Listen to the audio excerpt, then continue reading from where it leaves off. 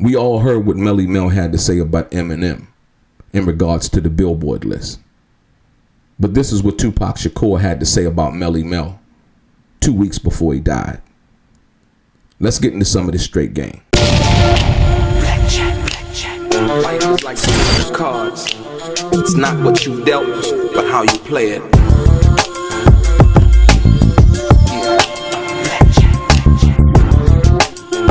Play each situation correctly.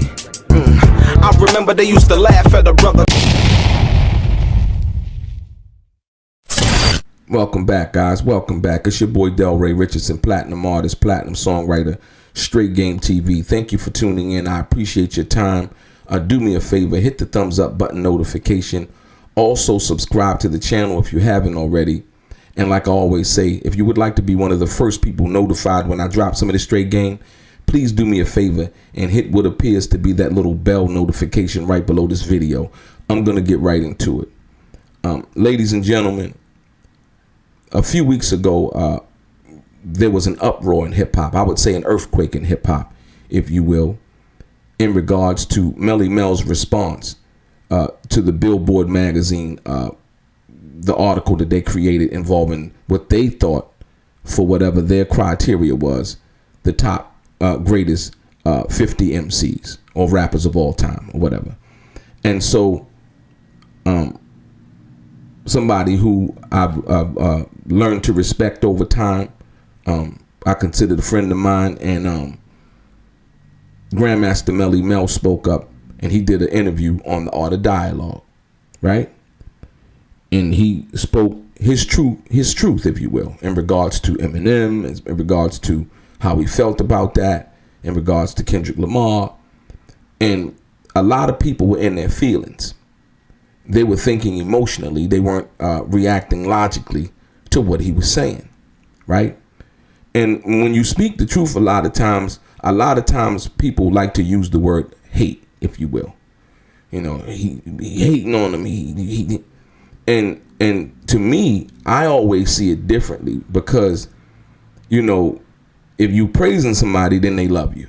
If you praising them and you telling them how great they are, even if they're not great, if you doing that, you know, they'll usually have a smile on their face, right?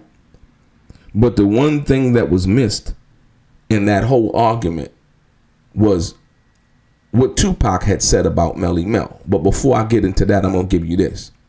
So Melle Mel said what he said about Eminem, Kendrick Lamar, and various other MCs, and how he felt about how they were positioned on this list, as well as himself, right? Now, Melle Mel is one of the guys, as most people have known, based on that interview, as one of the architects of hip hop, hands down, period, right? On the other hand, a lot of people who only know or have the information that's available to them in front of them in that particular time, in regards to Eminem, in regards to Kendrick, in regards to, you know, all of the other MCs, you know, people like to pick favorites. But for me, I like to deal with the facts, right? And so Tupac, in one of his last interviews, if you will, spoke on Melle Mel. Now, let me give you context to this interview. This interview was basically after myself, Melle Mel, Scorpio from Grandmaster Flash and the Furious 5 were at the House of Blues on August 11th, 1996.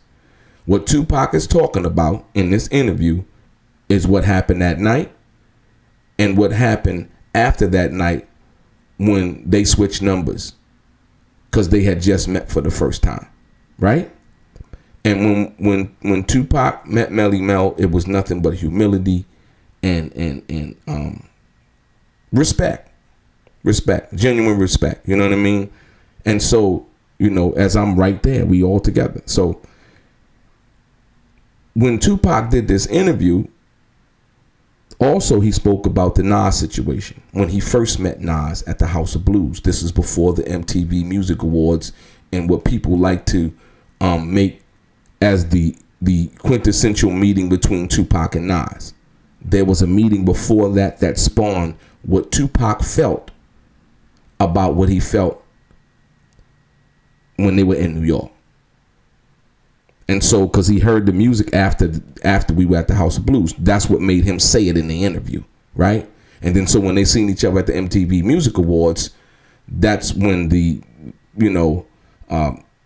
incident happened, and Nas and Tupac actually talked again, and they squashed it. It was all love. Like I said, at the House of Blues, it looked like it was gonna be something, but Tupac walked up to Nas, they chit chatted, and Tupac basically said what he said to Nas at that particular time. But in this interview, Tupac basically says how he felt about Melle Mel after he met Melle Mel.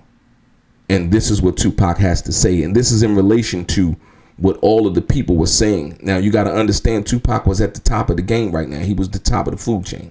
He didn't have to say anything about Melle Mel. He didn't have to say anything about anybody, But understanding the contribution from Melle Mel, understanding the sacrifice and all of the things that that Melle Mel and people like him, Kool Herc, LL Cool J, all of the people that had came before him, that the contribution that they had made, he felt that it was his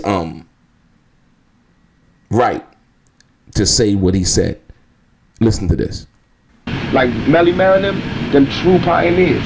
If they diss me, I would have dissed them. But they came to the studio. Every time I see them niggas, I bow down respectfully. Not bow down to them as men or as performers, but as elders. Like, that's like if you see any old mob nigga coming. You know what I mean? Get that nigga a table before you get me a table. Let him in before you let me in. Because I do know I'm the Don now. But I know if I'm not the Don, I want that respect, because to be the Don at one point means you had to have something. And for him to write the message and all that shit, it did inspire me. It did do something for me. He got a pass. Unless he crossed me. And he hasn't. So we trying to get him a deal. He about to get a deal just using my name. And I got free and got rich just using his name and using his records. I did the same thing to Nas, homie. I swear to God, I seen this nigga Nas at the House of Blues. I caught him out of pocket and everything. I was deep with my niggas. I know he didn't have no gun. We could have rushed him right there. I was like, what's up, yo? I said, yo, this East Coast, West Coast shit, it's not about you. Don't get caught up in it. I swear to God, we love you. We got love for you. Now you have some context into what this really is.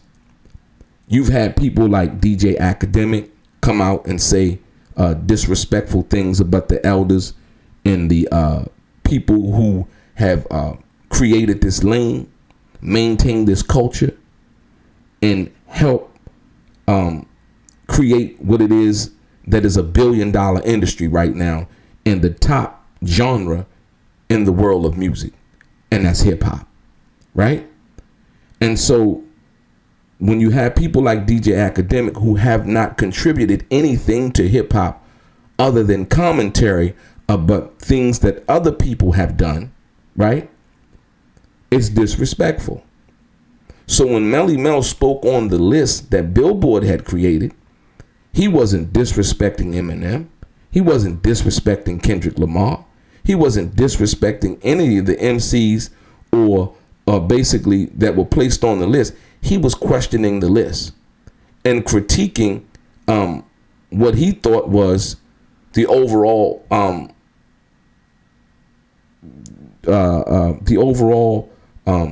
list participants, as well as where they were placed on the on that list, right?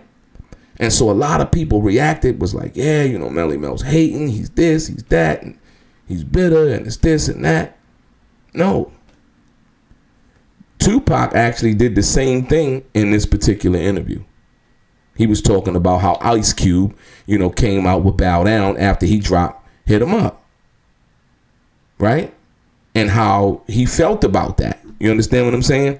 And so when you understand that, hip hop has always been the genre in where somebody was going to get critiqued, whether it was going to be, somebody dropped something, that album is whack. You know what I mean? He's whack. He's not this. He's not that. Now, the person might not necessarily be whack, but that's just from one MC to another. That's not being disrespectful. That's just the way that it was, and it was understood to be that way. And so, like I said, nobody said that Eminem was whack. Nobody said that Kendrick Lamar was whack. None of that.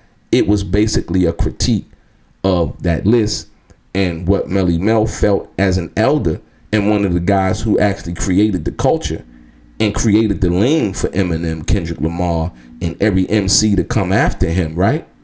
To be able to do what they do today. And so the reason why I bring the Tupac interview to the forefront was because this is how it's supposed to be done, right? But that respect is also supposed to be given mutually. You know what I mean? And so therefore, I think that at the end of the day, when you think about the game overall, this is how it's supposed to be done. And I also, you know, what Method Man was saying, you know, in regards to with him, the situation, how he felt about Melle Mel. I finally got a chance to see that, right? And sometimes, like I said, you know, the younger guys who may look up to the older guys just want that recognition. You know what I mean? Because Method Man is dope. I mean, like I said, he's one of my favorite MCs, if you will. You know, I love what him and Redman do together. You know, it's phenomenal. You know, and him and the Wu-Tang Clan. So, you know, I can understand those feelings. And like I said, once again, to be able to speak on that and to speak on it intelligently and articulately, I think, you know, that's the thing that needs to happen. And the dialogue that's had, even with, you see the picture with Jay-Z and Melle Mel after the statement was made by Melle Mel in regards to Jay-Z on the television show, right? You know, everything, it was all good. It's just hip hop, nothing personal. You know what I mean? Everybody has their competitive edge in hip hop. And if you're not competitive, it's basically as seen as you don't want to be a great. You don't want to be considered great. Look at Tupac. You know, Ice Cube dropped Bow Down. Tupac was like, nah, you know. That's just the competitive nature of what that is. But you have to be in the game creating music, lyrics, songs, to be able to critique another MC from that perspective. Sometimes you may get a response from that person, and sometimes you may be a fly on the wall, right? And they don't even see you as a factor, if you will.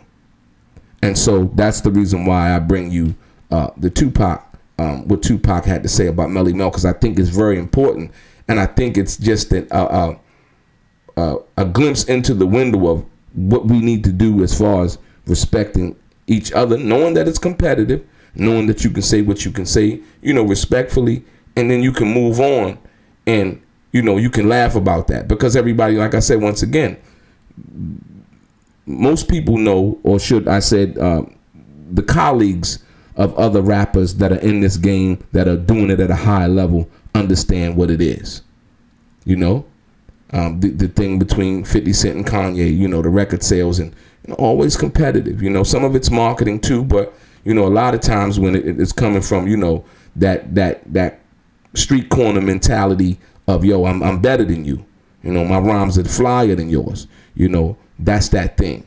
And so when Billboard made the list, it's like, you know, what was this based on? You know, what was it really based on? And like I said, I think it was basically something that Billboard did that they knew would create controversy and get them a lot of clicks and views.